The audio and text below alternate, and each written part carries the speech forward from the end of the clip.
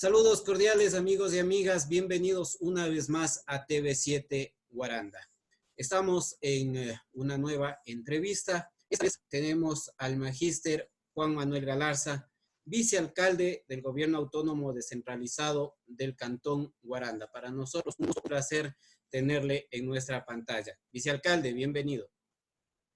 No, por favor, buenas noches. El gusto siempre será mío cuando tenemos esta posibilidad de transmitir nuestros sentimientos dentro de lo que significa la función que desempeñamos.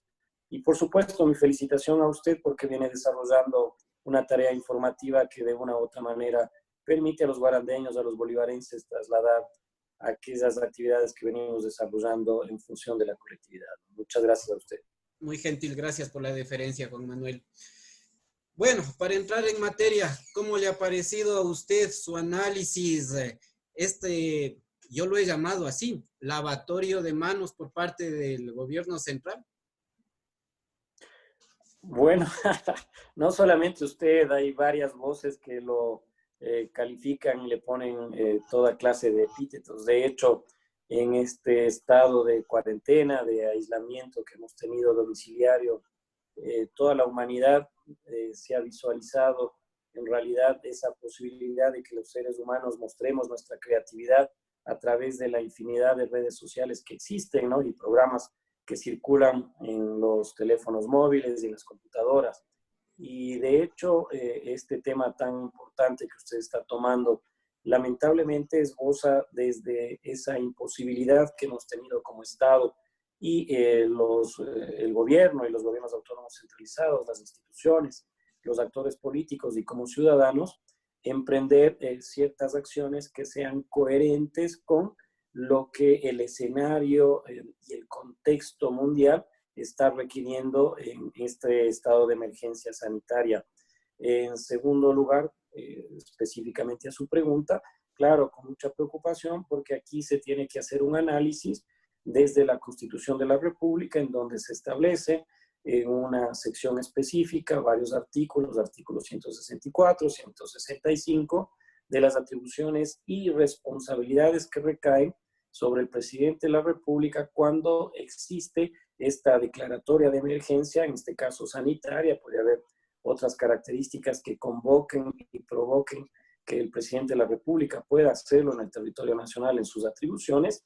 Y efectivamente la preocupación constitucional que existe es el traslado de esa responsabilidad, de esa función explícita de la Constitución a un nivel de gobierno, en este caso el presidente de la República, hacer, como usted dice, un lavado de manos, que en realidad es transferir y trasladar esta responsabilidad a los alcaldes, que son en este caso los presidentes de los comités de operaciones de emergencia cantonales, y por supuesto tengan que, en función de varios elementos que yo los expuse en un documento, en un exhorto que fue públicamente expuesto el día sábado, inmediatamente cuando conocimos en cadena nacional la exposición que hizo el presidente de la República el 24 de abril en horas de la noche, en el cual se manifestaba de que el país y todos los ciudadanos vamos a trasladarnos de este estado que actualmente nos encontramos de aislamiento hacia uno de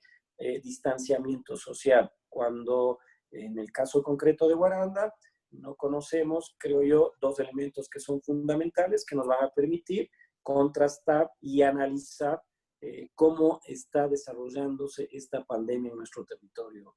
Lo que yo creo es sí, que no tenía la suficiente información el señor presidente para que en función de esa asesoría, de ese análisis, de ese traslado de las recomendaciones de la Organización Mundial de la Salud, se tome en consideración esos insumos, esos elementos, para tomar una decisión como la que en ese momento se querría mostrar como apresurada y incorporar el análisis solamente de una característica, como expuse en este documento que le estoy mencionando, un análisis solamente del contexto económico, de la afectación que ha existido sin duda, no solamente al Ecuador, sino a todos los países, frente a una realidad que esboza en el ámbito de la salud pública y la posibilidad de ampliar el número de contagiados con esta epidemia y la afectación del virus COVID. Entonces, y yo creo que no se tenía y no se tiene información de, por ejemplo, dos elementos fundamentales que permitirían analizar este tema. Por un lado, cómo está el sistema de salud pública sectorizado en cada una de las provincias, en cada uno de los cantones, en cada uno de los territorios, contrastado con el número de la población y un porcentaje de esta población de resultados positivos posibles de COVID, cuántos de aquellos están en una fase de entrega de resultados, cuántos se han recuperado, lamentablemente cuántos han fallecido, es decir, una información que tiene que entrelazarse, que tiene que analizarse para que se pueda llegar a tomar resoluciones. Hoy entiendo de como usted está mencionando, en la noche de ayer, el presidente de la República traslada esa responsabilidad, esa atribución constitucional a los alcaldes, presidentes de los COEs cantonales, para que en función de todos estos insumos, de estos elementos, resuelvan en cada uno de ellos qué es lo más conveniente para que se pueda mantener en función, como usted conoce, la colectividad guarandeña, se ha especificado muy ilustrativamente la posibilidad de que el semáforo rojo, para hablarlo en los términos que se están planteando, se mantengan las características actuales de aislamiento. Un semáforo amarillo en el cual se explicará en el que existe un descenso del número de contagiados, que el sistema de salud de una u otra manera ha podido solventar todo ese número y ese caudal de un pico de contagios que puede existir, por ejemplo, en la ciudad de Guayaquil, y luego posteriormente ir pensando en el descenso, en el cambio de una fase, de una etapa, hacia un semáforo verde que ya significará otro tipo de actividades y, por supuesto, el permitir que se pase a esta nueva fase en la cual ya no existirían tantas restricciones. Es decir, lo que se está planteando es de que cada uno de los alcaldes tome la decisión en función de una realidad cantonal, en función de estos indicadores, pero en definitiva creo yo que estas resoluciones del COE cantonal, a su pregunta, tienen que ser trasladados al COE provincial.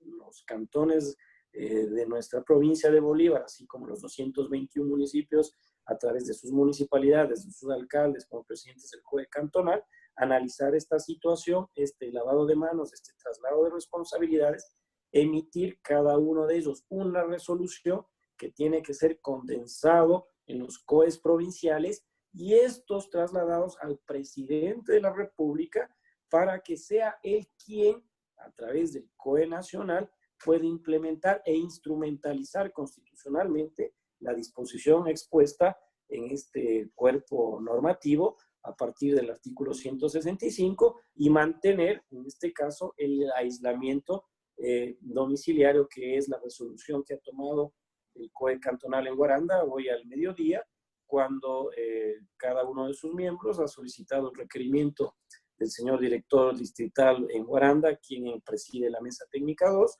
justamente del ámbito de salud y atención prehospitalaria, para que en función de esta información, que es cómo está el sistema de salud cantonal frente al número de contagios, frente al número de personas que se han recuperado, frente al número de fallecidos, y saber a mediano y largo plazo qué acciones ir tomando en este espacio de la resolución, que es ampliar hasta fines de mayo el estado actual de una semaforización de características de color rojo, o es decir, mantener el aislamiento domiciliario, pero a partir de ahí ir manejando ya acciones y protocolos que nos permitan pasar a una siguiente fase, si es que ese es el caso a fines de mayo, ¿no? Pero hablemos con palabras crudas, vicealcalde. Por citarle dos juristas, el doctor Pedro Granja en la ciudad de Quito, me parece que está este momento, y el doctor Alejandro Vanegas en la ciudad de Guayaquil, manifiestan que es inconstitucional por donde se lo vea, porque el Estado como ente rector de la salud pública no puede delegar este tipo de acciones, este tipo de funciones a los alcaldes, a los prefectos, a los diferentes COEs. Alcalde, vicealcalde, desesperación, ¿se les fue realmente de las manos esta situación? ¿O ya queremos, o el gobierno está pensando ya a futuro en los futuros, nuevamente valga la redundancia, contagios y muertes que va a haber, porque las va a haber, porque esto va en aumento, ya no que le echen la culpa como se le ha estado echando la culpa al gobierno central, sino ya directamente usted es el alcalde, usted es el encargado, así que usted tiene la culpa de las muertes que está teniendo en su ciudad, en su provincia. Crudamente viene a ser así. Bueno, usted ha citado a varios juristas que de una u otra manera entienden más que nosotros el ámbito constitucional. Nosotros, desde nuestro escaso conocimiento en este ámbito, en realidad estamos muy preocupados porque varias circunstancias remiten a lo que usted está manifestando, a una lectura, una carta magna en la cual se establece cuál es el procedimiento y se instrumentaliza las decisiones y atribuciones que tiene que tomar cada una de las instituciones del Estado y sus autoridades en un espacio temporal. El presidente de la República terminará el 24 de mayo sus funciones como tal, electo democráticamente, así como los alcaldes, los prefectos y quienes también ejercemos esta función legislativa cantonal.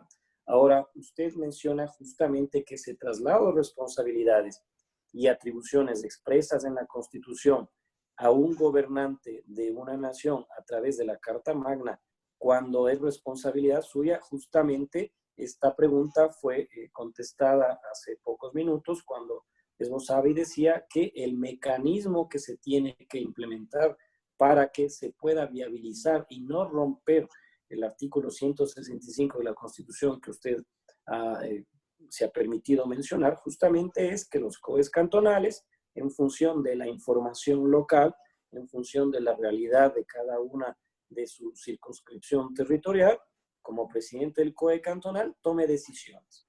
Estas decisiones sean trasladadas al COE provincial, el COE provincial condense esta información y las resoluciones de cada uno de los COEs cantonales en la provincia de Bolívar, traslade al COE nacional y esta información sea remitida justamente al presidente de la República para que tenga él mayor conocimiento de lo que ocurre en sus 221 municipios del país como territorio conceptualmente hablando, y a partir de ahí él ratifique justamente lo que en cada uno de ellos se ha expuesto y se ha resuelto. Porque aquí no se trata, como usted menciona, que se traslada la atribución que yo tengo como concejal del municipio de Guaranda de legislar y fiscalizar, traslado a usted esa responsabilidad, digo, vaya a las sesiones de consejo a mi nombre, por favor, y usted legisle, vote a favor o en contra de un proyecto de ordenanza que el día de mañana va a ser tratado en la sesión ordinaria de consejo para saber cuánto es la multa que se va a cobrar a los ciudadanos que circulen en los espacios públicos de Guaranda por no utilizar mascarillas. Entonces, es una delegación de atribuciones que me corresponden a mí porque las obtuve a través de un proceso democrático y tengo la certificación del Consejo Nacional Electoral que yo cumplo esa función.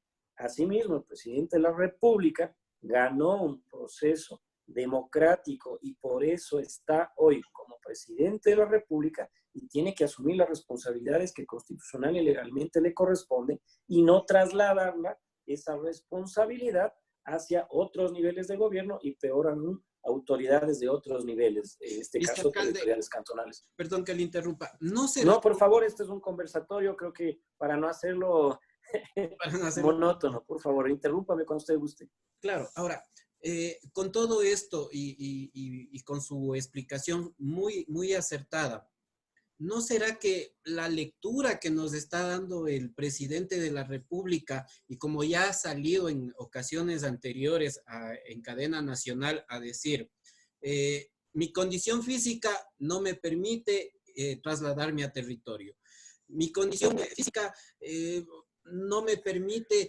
realizar el trabajo para el cual me han elegido los ecuatorianos? Por eso yo tengo que regirme a lo que me dice el ministro, a lo que me dice Paula Romo, a lo que me dice Watted y quienes rodean al presidente de la República. ¿No será que él nos está diciendo que ya no puedo más? Busquen alguna manera de adelantar elecciones, de ver si es que puedo renunciar, de encargarle la presidencia al vicepresidente de la República, que sé que ahora hay un distanciamiento bastante fuerte de eso. No sé que por ahí algo está haciendo, está mandando un presidente de que ya no quiere saber nada del tema.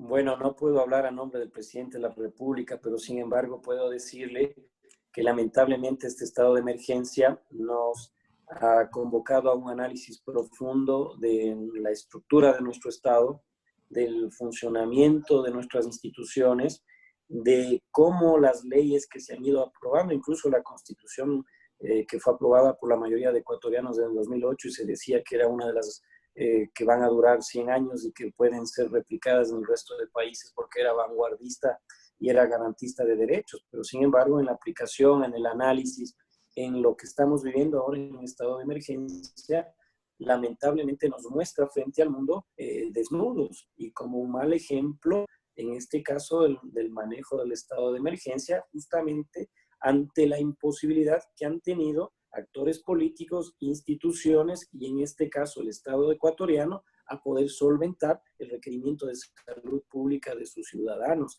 En todos los medios de comunicación a nivel internacional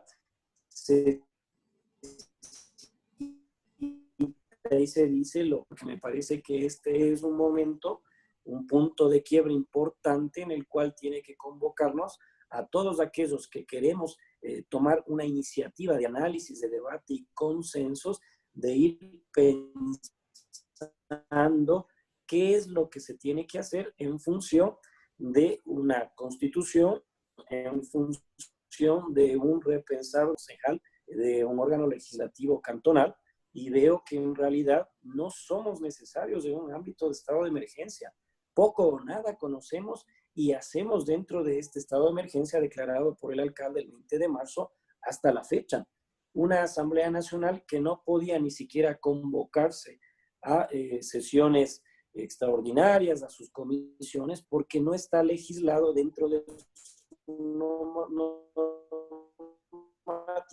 la posibilidad de la virtualización de estas sesiones de la Asamblea Nacional. De hecho, nosotros que tenemos el COTAD, que es la ley que rige el funcionamiento del Consejo Municipal, no explica y dice en ningún momento que una sesión ordinaria o extraordinaria o conmemorativa o de cualquier clase como está establecido en la ley pueda hacérselo bajo estas características de la virtualidad como hoy estamos teniendo este conversatorio con usted. Entonces, hay vacíos legales que jamás se pensaron en su momento que iban a ser necesarios incorporarlos, pero hoy sí, hay que repensar nuestras instituciones desde la posibilidad de un mediano y largo plazo que vamos a convivir con esta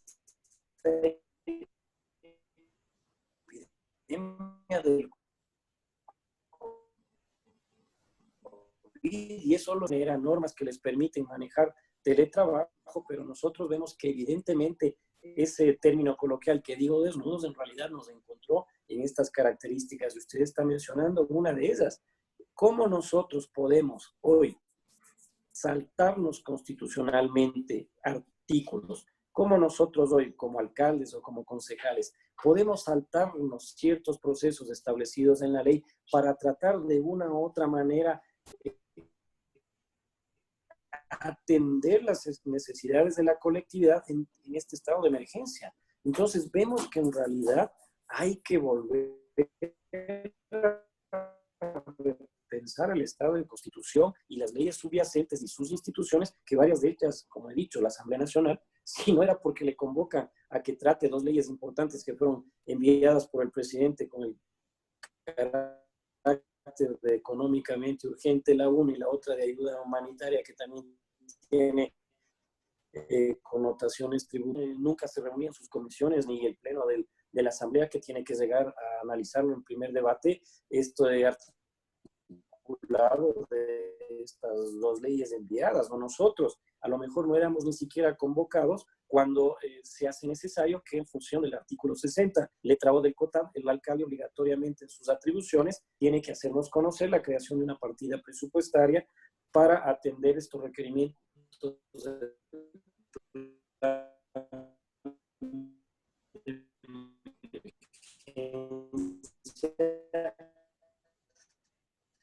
y contingencia del Cantón Guarán sobre la creación de una partida presupuestaria. Poco o nada podíamos aportar o hacer en este escenario de emergencia sanitaria. Entonces, si es que en realidad los órganos legislativos quedan debiendo, y muchas otras instituciones, Consejo de Participación Ciudadana y Control Social, ¿qué aporte puede hacer en un escenario como estos que se requiere bajo un momento de emergencia, por ejemplo, que los manejos de los recursos públicos no se desvíen por efecto de una desesperación en comprar kits para hacer las pruebas rápidas que cuestan $10, comprarlos en 20? Entonces, acá necesitamos la asesoría y la contribución y un equipo técnico que ayude a los que están encargados de compras públicas, de las municipalidades, de las prefecturas, de las instituciones públicas, que nos digan cuáles son los procedimientos legales, cuál es el procedimiento que se tiene que seguir bajo este paraguas de contratación pública en un estado de emergencia sanitaria como la que vivimos,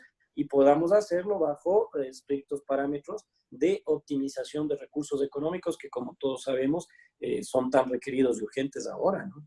Los recursos económicos, vicealcalde, que destina el gobierno nacional a los municipios, hablemos del de Guaranda, ¿cómo está? ¿Está al día los pagos o está más o menos, como dice Cintia Viteri en Guayaquil, que solamente le han dado lo de enero y el resto ha tenido que rebuscárselo?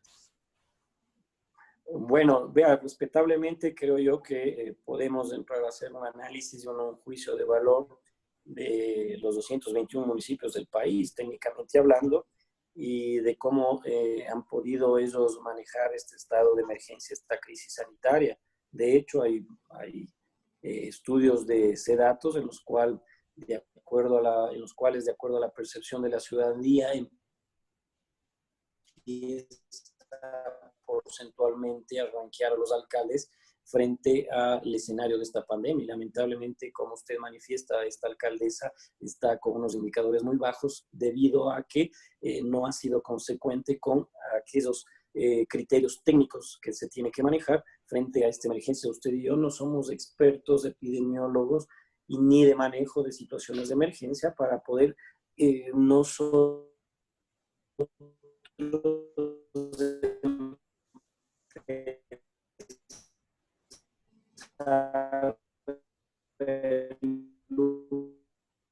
cubrir y decir que en América también están enviando a las municipalidades para que en función de aquello podamos ir tomando nosotros las acciones que nos compete en el marco constitucional y legal. Tampoco creo yo que empecemos en una dinámica en la cual querramos convertir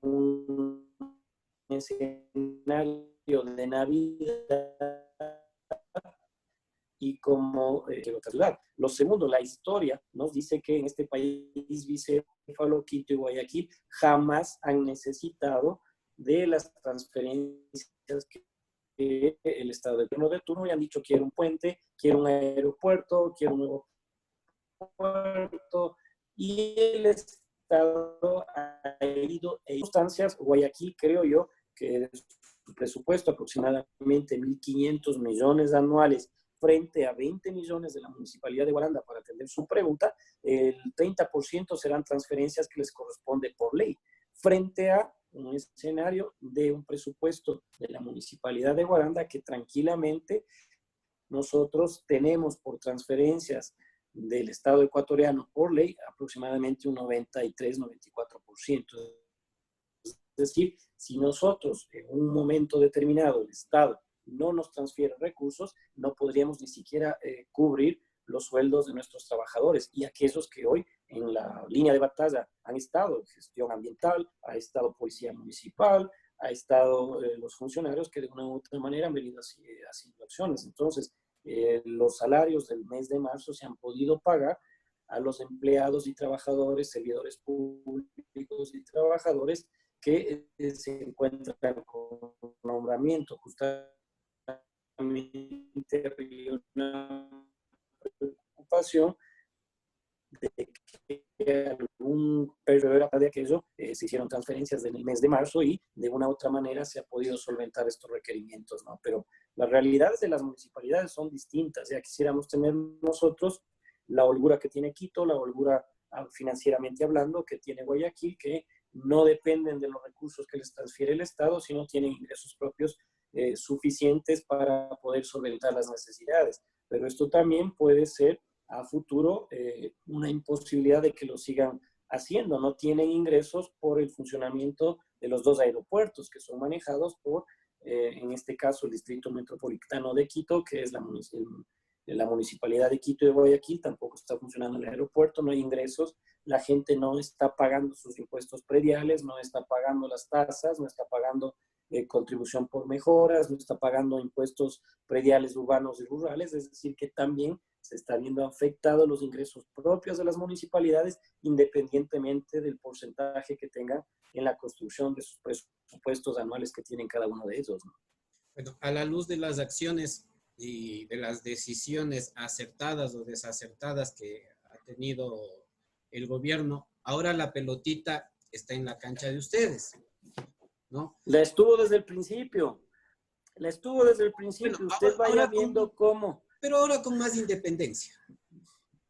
Yo no le veo independencia, le veo una complicación. O sea, vea, yo en realidad cuando estudio la historia de la administración pública y entendemos que el Estado puede ser el benefactor en un momento de la historia, siempre lo ha sido así en nuestro país.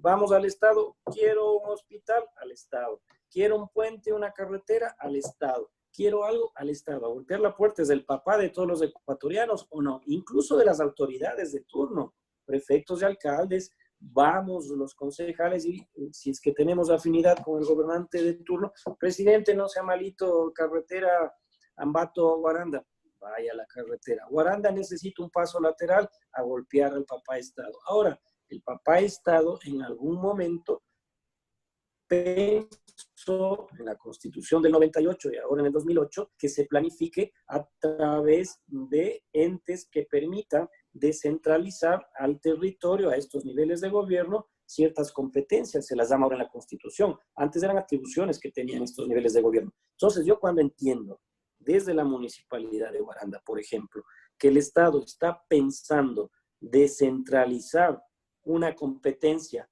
hacia este nivel de gobierno, enseguida me preocupo y digo, y plata. Y plata.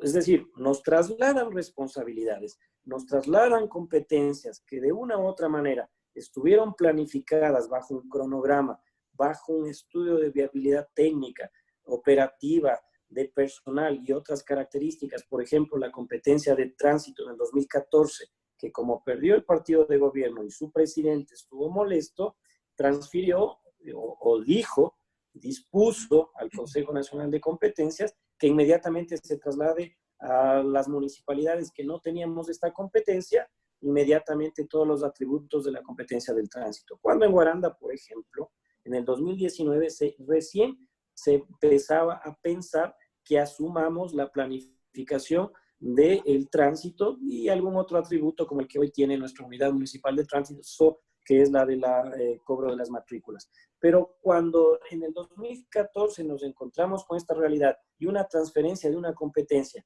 sin recursos económicos, sin tener la capacidad operativa, sin tener la posibilidad de financiar todas esas actividades, encontramos serias complicaciones como la que actual tenemos. No tenemos agentes de control municipal de tránsito que puedan asumir esa atribución del control dentro del territorio de Guaranda. Es por eso que la Policía Nacional sigue bajo ese paraguas de un convenio y un acuerdo que aquellas municipalidades que no puedan por estas capacidades operativas financieras hacerlo, lo sigue haciendo la Policía Nacional. Igualmente ha ocurrido en este estado de emergencia.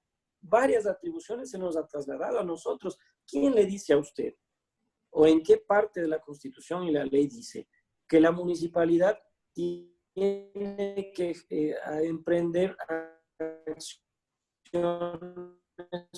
por ejemplo, de desinfección de espacios, por supuesto, los residuos sólidos, del barrido, de la recolección, pero ahora nos trasladaron también la desinfección, nos trasladaron la responsabilidad de que normemos y regulemos la utilización de mascarillas a los ciudadanos que circulan en los espacios públicos. Nos han trasladado una serie de responsabilidades que en realidad, si es que estarían aparejadas y complementadas con un financiamiento, y si no hay financiamiento, por lo menos con la posibilidad de obtener créditos en el Banco de Desarrollo u otras entidades financieras, por supuesto que podríamos hacerlo. Pero ¿qué es lo que está haciendo la Municipalidad de Guaranda, por ejemplo?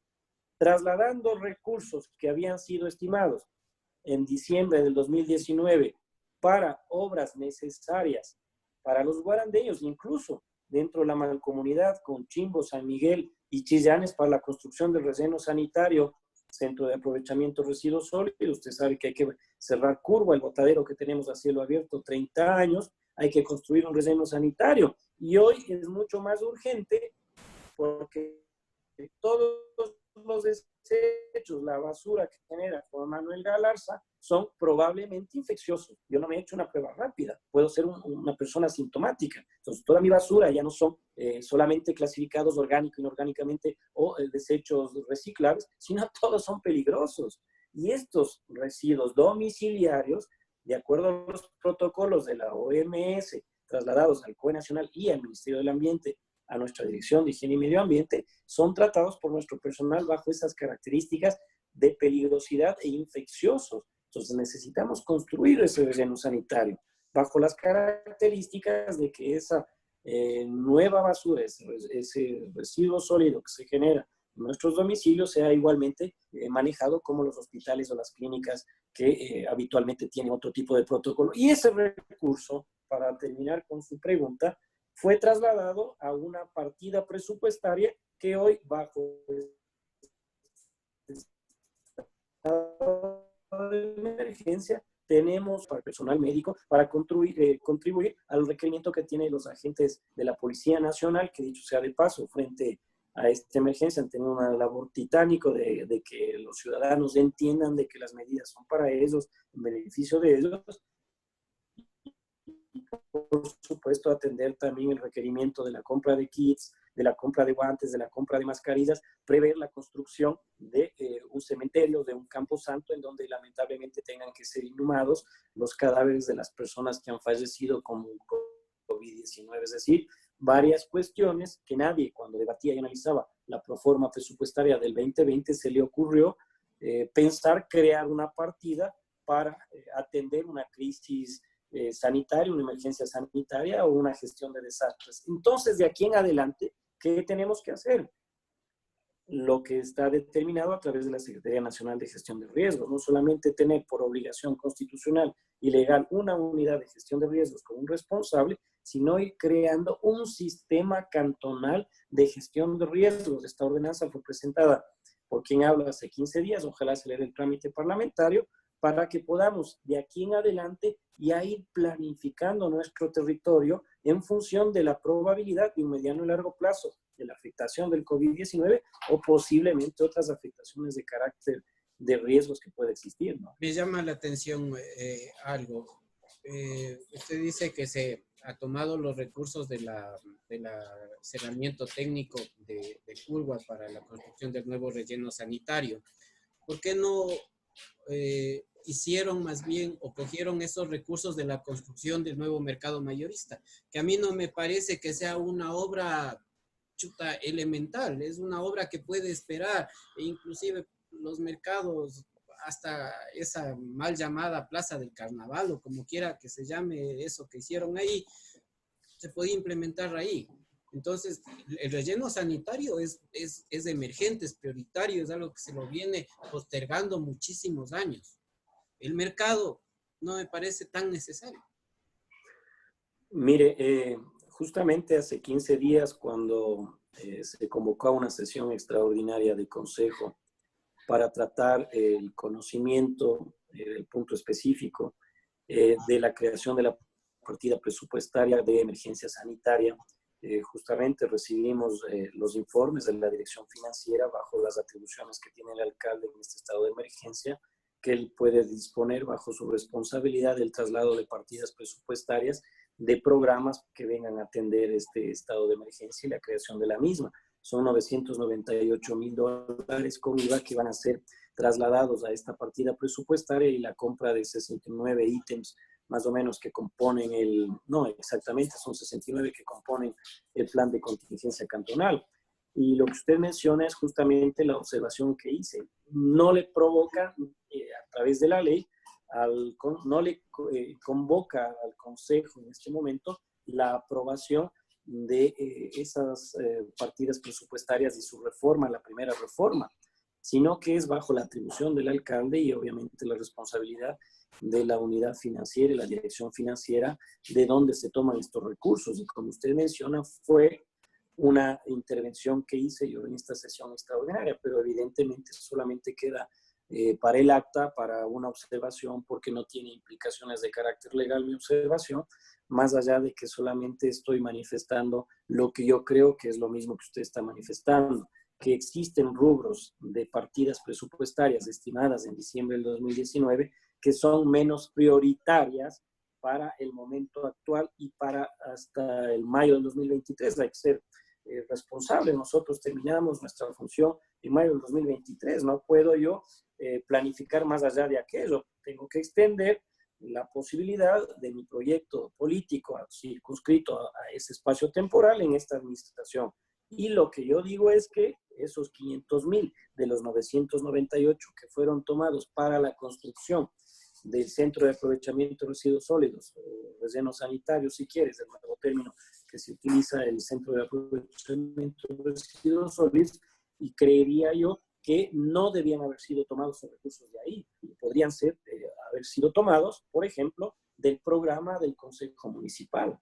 Ahí tenemos un rubro importantísimo de gasto corriente que implica el salario del alcalde y los concejales. Usted sabe que el 3 de enero se redujo el salario del alcalde y consecuentemente de los concejales en un 25%. Ahí aproximadamente son $140,000 que no, en este momento,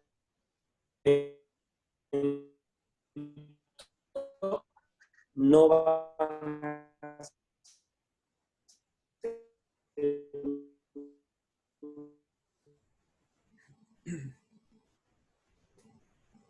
y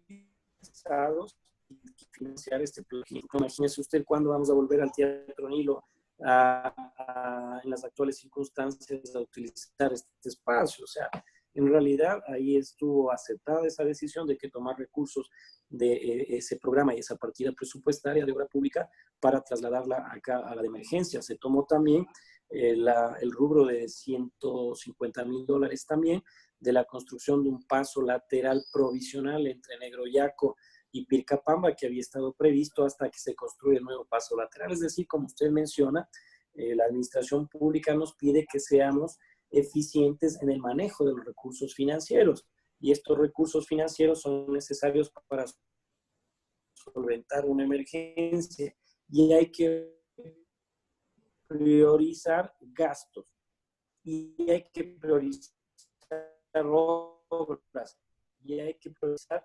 Y si usted y la ciudadanía guarandeña piensan que esta obra que fue planteada en un plan de desarrollo y ordenamiento territorial desde el 2013, la prioridad número 1, que es el mercado mayorista, no es tan necesario y urgente ahora, ahí tenemos $3 millones que también pueden ser aprobados a través de una primera reforma en el primer semestre, ahí sí con la intervención del Consejo Municipal, para que se trasladen a partidas presupuestarias o programas que puedan ir apareciendo de aquí a futuro para campañas de fomento de la agricultura, fomento de la artesanía, porque una de las complicaciones más grandes que vamos a tener aquí en el Cantón Guaranda y que debería convocarnos al análisis, al debate, a la academia, a todos, es cómo reactivar la escuálida economía que ya tenía el guarandeño, el bolivarense.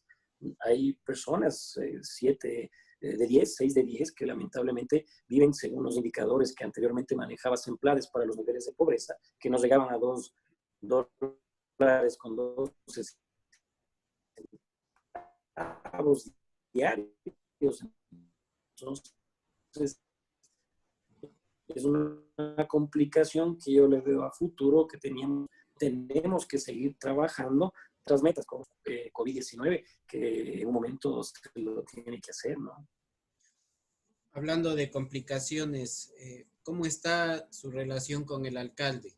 ¿Está tipo Lenin Moreno, Otto Sonnenholzner, o cómo va la cosa? Vea, no sé cuál es la relación del señor presidente con el vicepresidente, pero en realidad aplaudo esa decisión. Vea, aplaudo. ¿Le va mal al presidente con el vicepresidente? aparentemente suenan voces de renuncia del vicepresidente. Aparentemente Acá también. hay una grabación, inclusive en audio y video, de una media peleita que se ha pegado ahí el vicepresidente con la ministra Romo. Vea, lamentablemente creo yo que esto de la función pública es muy compleja, porque en realidad cuando no se tiene la capacidad de entender de que el equipo de trabajo es fundamental, su apoyo, su contribución para la toma de decisiones, del talento humano que está cercano a nosotros, quiere lo mejor, al igual que el presidente de la República, al igual que el prefecto, al igual que el alcalde, al igual que los concejales. Creo yo que cada uno de nosotros, dentro de nuestras capacidades, de nuestra experiencia, de nuestro conocimiento, podemos de una u otra manera aportar en esta difícil situación que nos convoca, ¿no? Pero evidentemente cada uno de nosotros tenemos nuestro punto de vista y hay que saber manejar ese liderazgo en función de canalizar y catalizar todas esas iniciativas que puedan emerger de cualquier sector. Y de ahí nace el éxito de una administración, sea gubernamental o de un gobierno provincial o un gobierno cantonal. Y ahí vemos con buenos ojos, por ejemplo, que en otros países han llegado a acuerdos de gobernabilidad política del Ejecutivo con el nivel legislativo y todos los actores políticos sanitaria en todo el mundo. Pero lamentablemente acá, en nuestro país, nuevamente el ejemplo del desnudo, nos encontraron desnudos a una clase política que lo único que estamos evidenciando es un cálculo electoral, estamos evidenciando nuestras diferencias, estamos evidenciando que tenemos punto de vista individual y no queremos en esa diversidad de criterios sumar acuerdos y consensos para que el pueblo ecuatoriano sea beneficiado.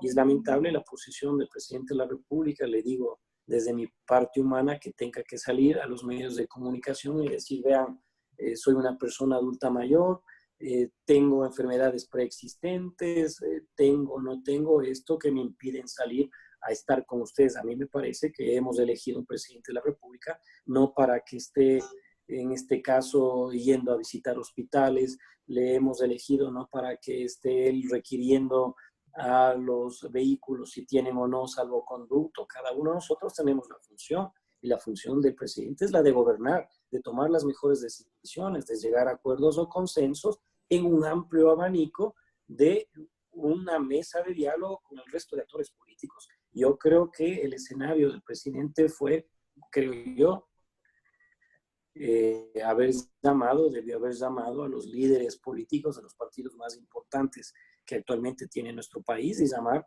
a un acuerdo, a un consenso, y que las sugerencias que hace Jaime Nebot, que hace Guillermo Lasso, que hace el mismo expresidente Correa, y que pueden existir otros actores políticos como también el movimiento indígena, puedan de una u otra manera aportar y conciliar en este escenario de COVID-19 y no tenga que el presidente en este caso salir a decir cuáles son las complicaciones físicas que tiene para ejercer ciertas actividades que le obliga en este momento la circunstancia de la emergencia. Pero sin duda lo que usted manifiesta nos hace pensar de que puede haber un escenario en el cual las personas nos cansamos de no ser escuchadas, nos cansamos de ser instrumentos para que en un momento determinado se ganen elecciones y cuando se llega al ejercicio del poder no se nos escuche o se escuche tal vez otras voces que son diversas a las cuales en un momento fueron planteadas en un proyecto político. Es decir, hay varias circunstancias, varios elementos que podrían llamarnos a la reflexión y argumentar la posibilidad de que un vicepresidente, un asambleísta, un alcalde, un vicealcalde, un concejal pueda renunciar en un momento determinado, no porque no tiene afán de servicio, sino porque en realidad deja de ser útil y es mejor dar un paso al costado que ser un obstáculo en esta circunstancia lamentable de una emergencia sanitaria, tener que confrontar las decisiones que toman. Pero usted no va a renunciar, vicealcalde. Vea, no me ponga en esas preguntas porque en realidad un pelo menos que pierda de todos los que ya han perdido por el ejercicio de nuestra actividad política, en realidad si me podría pensar aquello, sí dan ganas en ocasiones porque lo único que uno pretende como guarandeño es servir, ¿no? Es servir, no es un discurso demagógico, no es querer canalizar a través de esta expresión oral lo que nosotros sentimos, sino que en realidad esa es la intención que nosotros tenemos siempre. Si el día de mañana Guaranda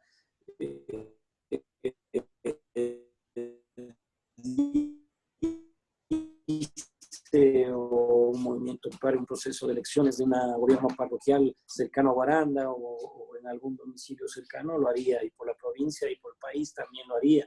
Pero hay circunstancias en las cuales hay que ser coherentes también con nuestra propia conciencia, con nuestra ideología, con nuestra forma de ser, ¿no? Si es que hay cosas que no podemos nosotros cambiar dentro de esas decisiones de carácter político que se están tomando, como estas, por ejemplo, que usted expone, de que si hay asesoramiento técnico, hay asesoramiento médico, hay asesoramiento de carácter epidemiológico por parte de la Organización Mundial de la Salud, indicando de cuáles son los protocolos y lineamientos que tiene que seguir la máxima autoridad, en este caso el presidente de la República, a través del COE Nacional o cualquier otra institución, se las tiene que acatar y no tomar en consideración una decisión política que de hecho la van a tomar todos los alcaldes del país. Yo no veo un escenario en el cual algún alcalde con este traslado responsabilidades, con este lavado día de mañana o hoy, si es que convocó a una sesión del COE cantonal, traslado porque tengo esta capacidad de mi servicio de salud pública. La salud pública en mi cantón tiene la suficiente capacidad para atender este número de posibles infectados o este número de infectados, y contrastando las informaciones, creo yo que sí podemos trasladarnos a un escenario de semáforo amarillo. Le apuesto yo, y me estoy anticipando, a que ninguno de los 221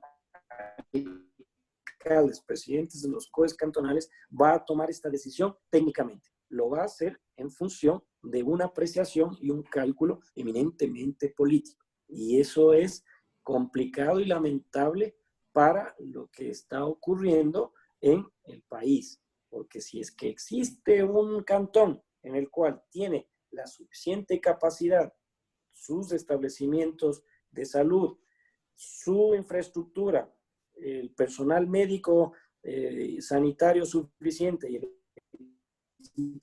equipamiento con un número de infectados que probablemente son pocas centenas o un número menor a eso, tranquilamente podría pasar a una segunda fase, que es la fase de un distanciamiento social que fue planteado el día viernes. Pero esto con insumos técnicos, con datos. Y acá en Guaranda no tengo datos, usted no los tiene. El COE cantonal probablemente los tiene, o estimativamente o probablemente en un porcentaje menor al que debería ser cierto. Pero si es que tenemos esa capacidad de entender una circunstancia a mediano y largo plazo, de manejar un plan en el cual a mediano y largo plazo podamos manejar un espacio de instituciones de salud pública con un número de contagiados estimado que pueda solventar ese escenario, tranquilamente se pueden ampliar otro tipo de fases y estrategias. O sea, no veo la complicación, pero si tenemos esos datos para poderlos manejar, esos datos para poderlos analizar, esos datos para poder contrastarlos y tomar decisiones en función de ellos. Por eso me parece que hay una guía metodológica entregada por el Ministerio de Gobierno el día de ayer a través de un documento de PowerPoint. Si no lo tiene, lo voy a enviar a usted para que lo analice. Y ahí están los criterios y parámetros que debería tomarse en consideración el COE cantonal para tomar decisiones. Y son dos ejes fundamentales: salud pública versus la progresión de los contagiados en ese territorio cantonal. Entonces, si tenemos establecimientos de salud suficientes, número de camas, médicos, personal de enfermería, instrumentación, unidades de cuidados intensivos, los necesarios y suficientes para una población que apenas tiene un número de contagios de una centena o un par de centenas, yo no veo la complicación de pasar a una segunda fase si es que se tiene en realidad definido cuál es el número de infectados frente a la posibilidad de atención sanitaria. Porque este es un proceso a largo plazo y no vamos a terminar el día de mañana. El problema es que nos han venido mintiendo desde que se inició la pandemia hasta el día de hoy. Mire, solamente en ver las estadísticas de ayer que sacó gestión de riesgos. Por ejemplo, en el Guayas Al inicio sacaron alrededor de 10.000 contagiados, después sacaron 16.000, se contradijeron y todo lo demás. Vea, le digo aquí, si me vienen a decir riesgos o el que sea, que aquí hay unos 70 contagiados, no le creo. Y le digo por qué.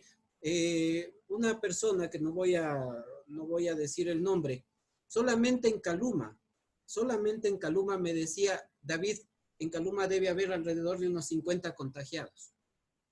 En Guaranda me decían, los números indican que hay alrededor de unos 120, algo así, de contagiados.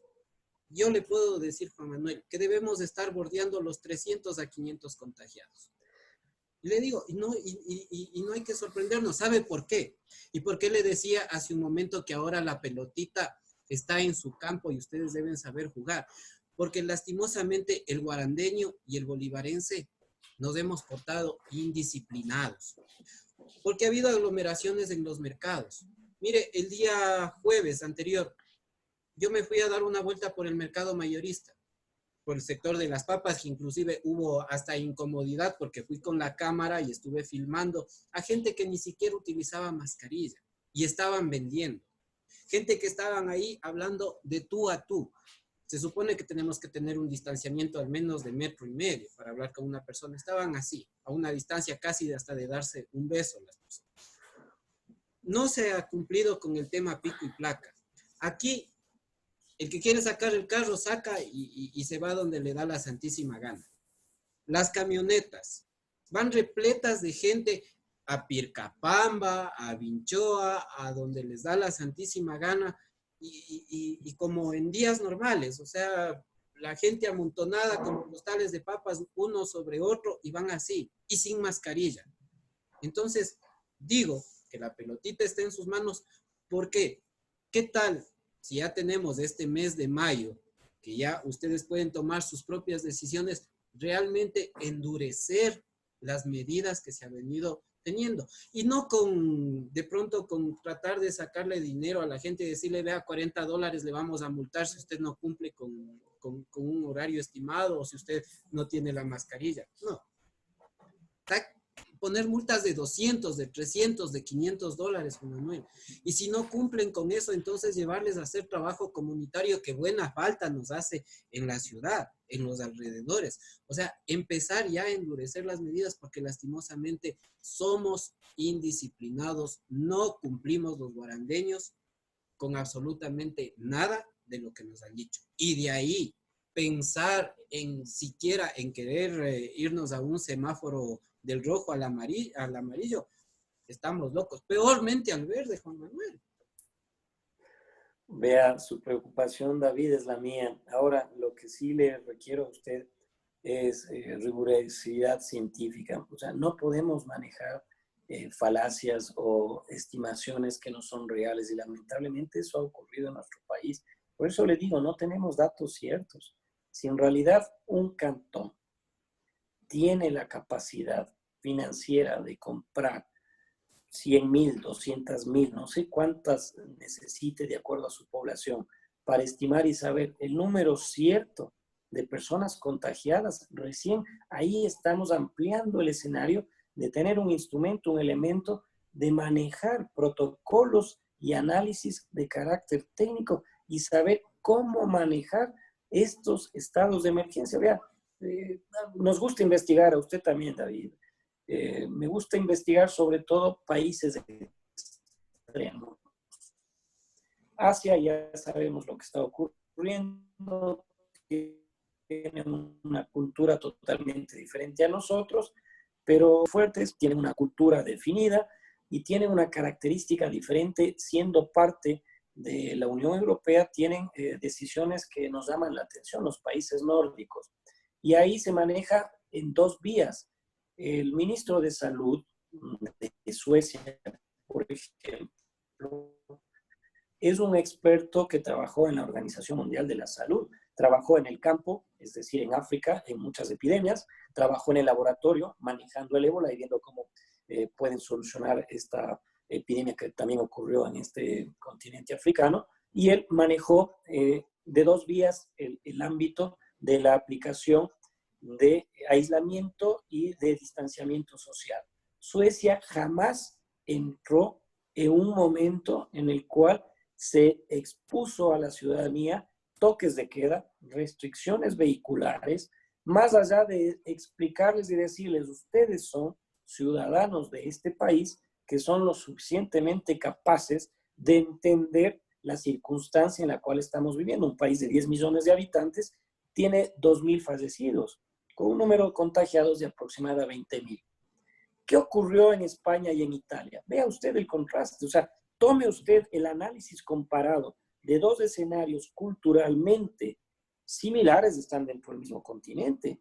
Entonces, a los suecos que les dijeron, vean, lo único que les pedimos es, si van a un bar, máximo 50 personas, mantengan una distancia prudencial para evitar el contagio. Ustedes saben cómo se contagian, estas son las disposiciones. Lavarse las manos, si usted se encuentra enfermo, hágase pruebas rápidas. Se hacían 200.000 pruebas al día a su población, es decir, usted tranquilamente en un mes había hecho a toda la población pruebas rápidas, a aquellos que presentaban síntomas o estaban cercanos a aquellas personas que estaban probablemente infectadas. Y un país vecino, Finlandia, en cambio sí implementó acciones de aislamiento y distanciamiento, ¿no?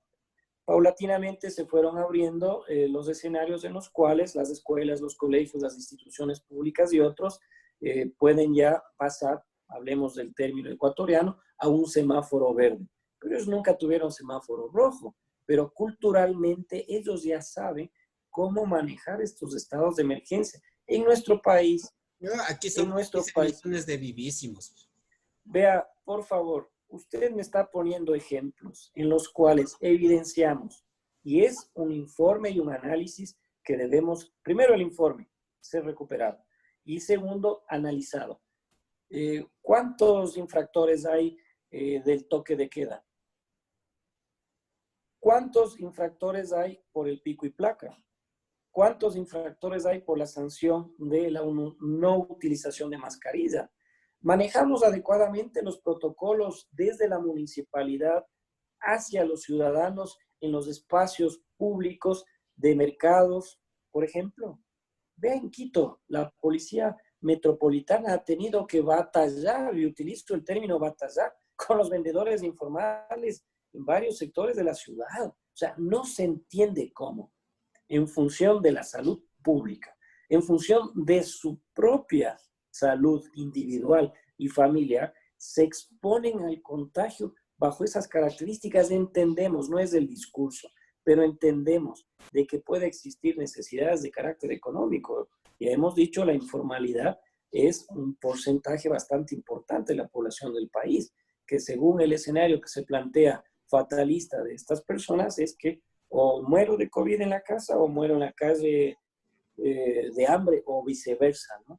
Entonces, en ese escenario lamentablemente no se entiende de que eso complicaría aún más la situación sanitaria de nuestro país, la situación económica de nuestro país, porque se elevaría el número de contagiados, obviamente el sistema de salud pública y privada se vería desbordado cuando el escenario que se maneja en estos países nórdicos, como he manifestado, es un manejo dual a mediano y largo plazo, ir manteniendo la salud pública holgada, sin un número importante de contagiados y tampoco impidiendo que la ciudadanía pueda no ejercer sus actividades comerciales, educativas u otras. Pero eso requiere cultura, eso requiere tiempo, eso requiere que nos eduquemos todos en función de acatar las disposiciones del COE nacional. Esos escenarios en los cuales se evidenciaron a través de los medios de comunicación internacional como mal ejemplo en Guayaquil, es terrible. Ver que incluso la policía y las Fuerzas Armadas tengan que ir y obligar a los ciudadanos a que permanezcan en su casa por su propio bien. A la policía entonces, acá, a palos. Vea, entonces no puede llegar el Estado y sus instituciones que ejercen un poder y ejercen el control en estas características, pero es lo que hay en nuestro país. Entonces, ese análisis subyace de la necesidad de tener información cierta y decir a la ciudadanía, vean, en Guaranda usted está diciendo empíricamente un término y no tiene que ser así, sino que tenemos que salir y decir, el COE cantonal, en Guaranda hay una población de 102,000 habitantes. Se han hecho pruebas rápidas a 10,000 personas. De las 10,000 hay 500 contagiados. 300 asintomáticos y 200 están distribuidos en los diferentes establecimientos de salud pública. Dicho sea de paso, estos establecimientos de salud pública tienen una ocupación del 90% porque las camas en nuestros hospitales abastecen a 600 pacientes. Y me estoy dando un término al igual que usted empíricamente, porque no lo sabemos. Ajá. No lo sabemos. ¿Cuántas camas tienen los establecimientos de salud? Sume los privados y los públicos. ¿Cuántas camas hay? Habrán 200, habrán 150. Lo que sabemos es que no hay ninguna unidad de cuidados intensivos. No lo hay. Que hay 4 respiradores, 3 dañados, 1 prestado o a la inversa. Eso sabemos. ¿Cuánto personal médico está destinado a la atención específica de pacientes de COVID? ¿Sabemos eso? ¿Cuántas personas dedicadas al servicio de enfermería están destinadas a exclusivamente COVID? No lo sabemos. Entonces, todos estos datos nos permiten ir evaluando y cuantificando en qué condiciones está nuestro sistema de salud cantonal frente a un número real de contagiados que pueden ser atendidos en este establecimiento de salud y mantener la contagio. Por supuesto, David, mire, si usted me dice que hay 200 contagiados y hay 400 camas, de una u otra manera el sistema de salud puede ir manejando en el tiempo esta probabilidad de contagios en un nivel frente a un sistema de salud que puede atender a esos enfermos. Pero si desborda esa capacidad es cuando se dice, como ocurrió en Italia y España, que colapsó el sistema. Colapsó el sistema, porque no hay la posibilidad de que tengamos una infraestructura médica, un hospital, una cama, un respirador, un médico que me pueda atender. Y son desgarradoras las narraciones que nos hacen médicos de Italia, de España, que tenían 3 enfermos que llegaban en condición crítica y ellos eran médicos internistas, que dicho sea de paso, tampoco creo que hay especialistas acá en la ciudad de Guaranda, quienes son los que manejan estos respiradores. No cualquier médico puede manejar un respirador mecánico, no cualquiera puede. No hay quien maneje.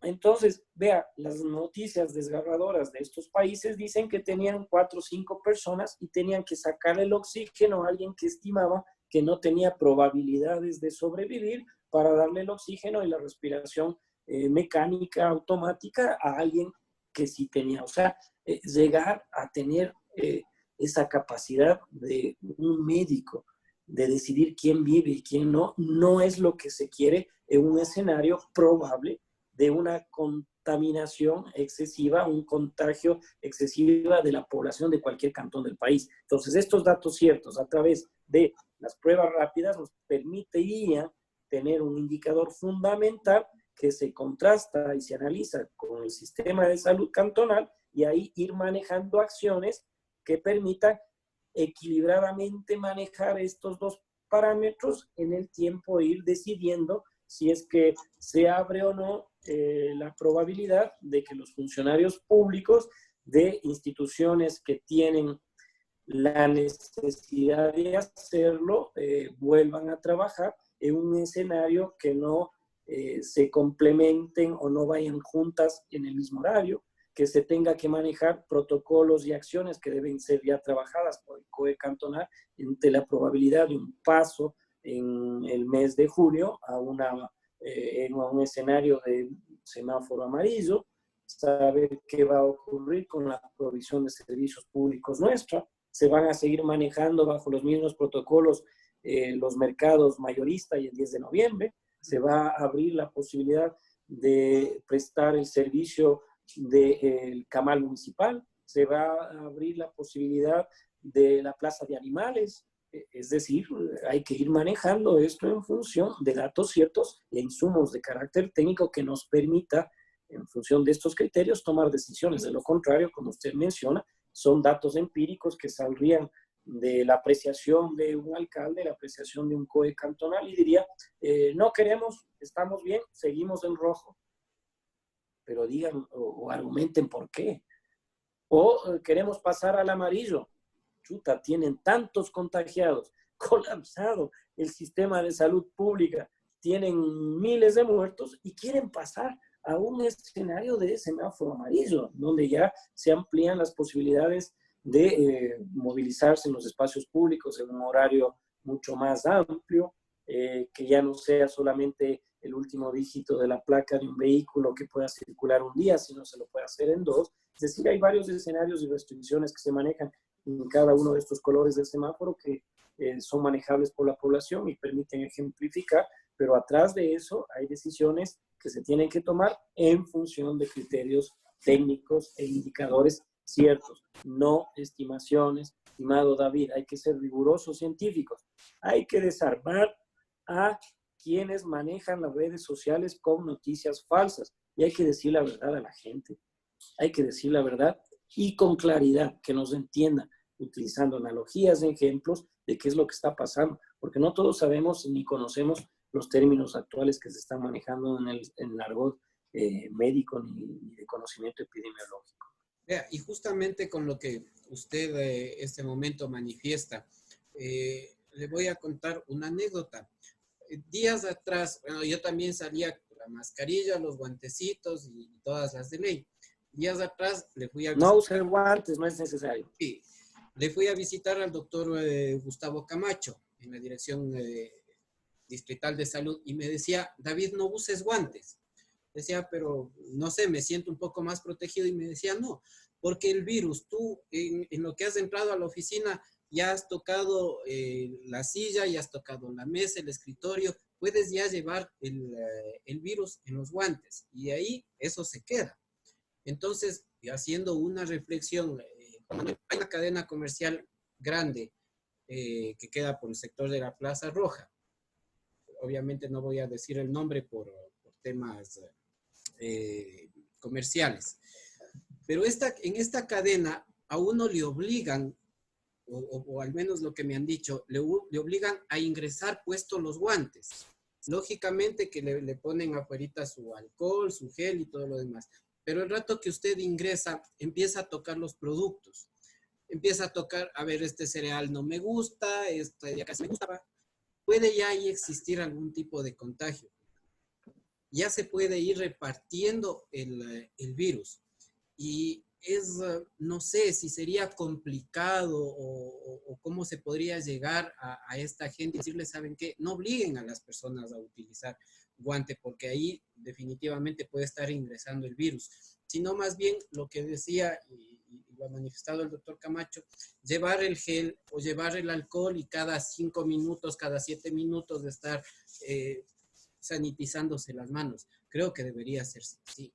Porque ahora ya no sabemos en qué momento nos vamos a contagiar. O como dijo el ministro de Salud, que yo no sé, el tipo, sé que es un tipo bastante inteligente, muy estudiado, parece que se había graduado en Harvard. Bueno, no confío mucho en Harvard porque ya sabemos el expresidente Mawad de Harvard y lo que está haciendo, ¿no? Pero él decía que bueno, al fin y al cabo, si nos contagiamos los ecuatorianos, de todos los contagiados, tendrá que morirse el 1%. Por Dios, si tiene que morirse el 1%, estamos hablando de más o menos 900,000 personas. O 90,000, no sé si estoy bien con los números. Pero por Dios, es una idiotez.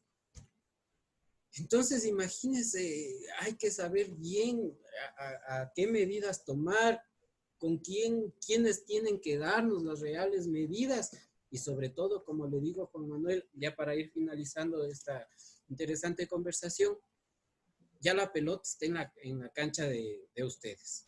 Yo creo que aprovecharlo realmente y empezar a poner medidas drásticas y disciplinarnos a la fuerza. Ahora, David, en realidad nos ha cambiado la vida a todos los seres humanos, toda la humanidad, este virus, ¿no? De lo que se conoce y la experiencia del primer país que lo tuvo, en realidad estas medidas que usted ha mencionado se las ha planteado en todo el mundo, ¿no? El manejo de ciertos parámetros que en definitiva impedirían el contagio masivo, ¿no? Un distanciamiento de las personas, que puedan utilizar, en este caso, mascarillas, guantes y otros, ¿no? Esto de los guantes, como usted manifiesta, el doctor Camacho también, nos da una falsa sensación de seguridad. Es mejor tener las manos siempre lavadas cuando regresamos a casa, no salga mucho a la calle, y cuando tenemos que ir a estos establecimientos a comprar los productos necesarios para nuestro domicilio, por supuesto, cada una de estas empresas implementará sus propios protocolos. De hecho, esto de la desinfección, de estos arcos de desinfección, no es recomendado por la Organización Mundial de la Salud y vemos que está muy extendido en nuestro país. Aquí en Guaranda hay arcos de desinfección al ingreso y salida del mercado. Usted va a los establecimientos de acá de venta de víveres y se tiene que dar vuelta porque le rocían con un químico que usted no sabe qué es, y eso en realidad es nocivo para usted. Si yo tengo alergia, puede provocarme un estado alérgico que parecería que tengo los síntomas del COVID. Entonces, eso no se quiere, y la OMS no recomienda ese tipo de acciones. Los arcos de desinfección no es recomendación de la OMS. A alguien se le ocurrió, dijo, pongo un arco de desinfección y que salga la gente y le fumigamos con los químicos recomendados. Entonces, vea, a veces también estos errores y ensayos nos provocan que seamos a veces objetados por quienes sí tienen conocimiento científico. El lavarse las manos, el no tener contacto con personas así no sean portadoras o no, porque pueden ser asintomáticamente, utilizar mascarillas y las normas de higiene que son normalmente recomendadas para este escenario. Y evidentemente tenemos mucho que hacer de aquí a futuro, ¿no? La cancha siempre estuvo dispuesta a que nosotros pateemos la pelota, siempre los municipios como territorio y la institución municipal ejerciendo las actividades que le corresponden en la provisión de servicios, siempre ha estado cercana al pueblo. Así que hoy es un traslado más de responsabilidades que, como yo dije, tienen que ser coordinadas, tienen que ser articuladas, que tienen que ser consensuadas y que tiene que existir una comunicación bidireccional. Acá no se trata de que los COEs cantonales y sus alcaldes como presidentes de tales organizaciones de asesoría técnica que se activan en momentos de estado de conmoción interna o estados de emergencia o de desastre. Solamente ahí se activan los comités de operaciones de emergencia. Por eso se llaman así. Y hay a nivel cantonal, provincial y nacional, que se articulan y se configuran con, evidentemente, las máximas autoridades de los territorios de estos niveles de gobierno. Y en este caso, los COEs cantonales tienen que trasladar, mi punto de vista, estas resoluciones para no arrogarse funciones que le competen al presidente de la República, para que no sea inconstitucional la decisión que tomen estos alcaldes, estos gobernadores, en función de una atribución que le corresponde exclusivamente al presidente de la República.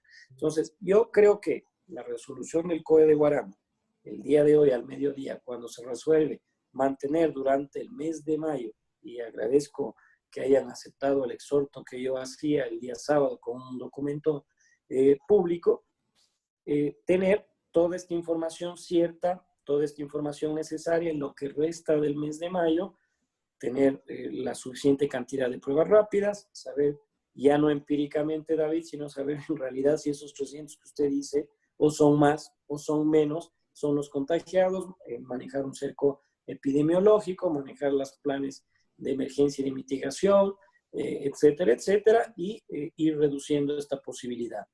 Y a partir de ahí ya ir manejando los protocolos con las instituciones públicas y las instituciones privadas que tienen presencia en nuestra ciudad, y también con la ciudadanía que de una u otra manera necesita y requiere también en las actuales circunstancias retomar la actividad comercial. Es una preocupación urgente que también debe ser considerada.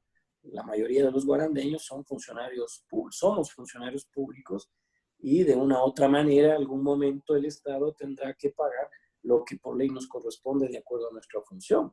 Pero hay mucha población que vive el día a día, que vive del comercio, pero no se olvide que también el funcionamiento económico de este sistema, la dinámica hace de que si tampoco los funcionarios públicos tendrían una remuneración, por más de que usted abra su comercio, su tienda o lo que fuese, existe una reactivación comercial. Y le pongo un ejemplo claro, David, la Universidad Estatal de Bolívar tiene que empezar, como el resto de universidades del sistema de educación superior en el país, clases. Lo va a hacer ahora en mayo, el semestre. ¿Y cómo se van a realizar este semestre las clases? A través de un sistema virtual. Perfecto, un sistema virtual. En el semestre que terminó en el mes de febrero, septiembre a febrero, la Universidad de Bolívar tuvo 8,000 estudiantes. Los primeros días y hasta los últimos días de matrículas, entiendo de que hay un número importante de 4,500, es decir, que ya tenemos aproximadamente 3,500 estudiantes que no se han matriculado. Van a extender el periodo de matrículas para que lo puedan hacer. Se volvería a los niveles que existieron en el semestre anterior. Pero esa no es mi preocupación. Y eso estoy tratando de entender cómo va a suceder en el impacto del desarrollo socioeconómico y la afectación hacia la población de Guaranda, porque el 60% de esos 8,000 estudiantes son de fuera de la provincia.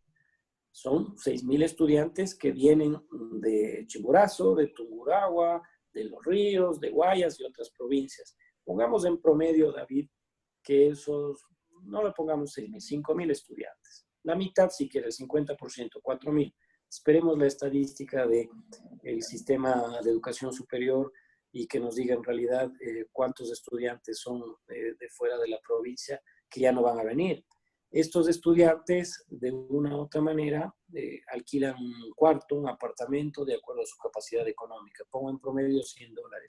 Utilizan el transporte cercano a la universidad o en los restaurantes de acá de la ciudad, comen, cenan, desayunan, utilizan el transporte público, intercantonal, urbano, interprovincial.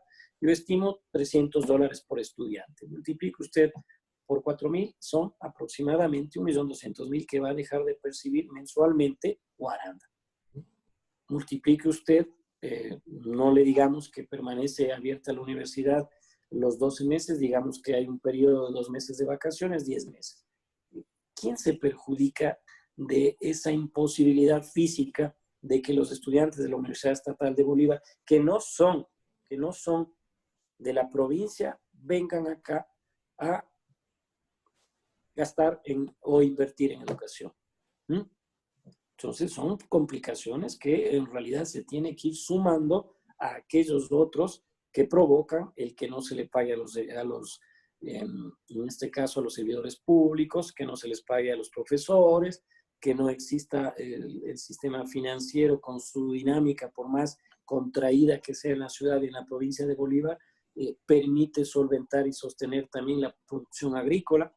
Debe haber una producción agrícola también que nuestros campesinos, agricultores, tengan la necesidad de vender, trasladarla acá a la ciudad, un mercado mayorista o el mercado 10 de noviembre. Y si yo como funcionario público no me pagan 2, 3 meses el sueldo, ¿cómo puedo comprarle las papas, la zanahoria, el maíz? Entonces, acá hay que entender que lamentablemente el capitalismo y la economía de un país, de una región, de un territorio, se mueve así, con capital, con la inversión tanto del sector público como la inversión del sector privado. El uno necesita del otro.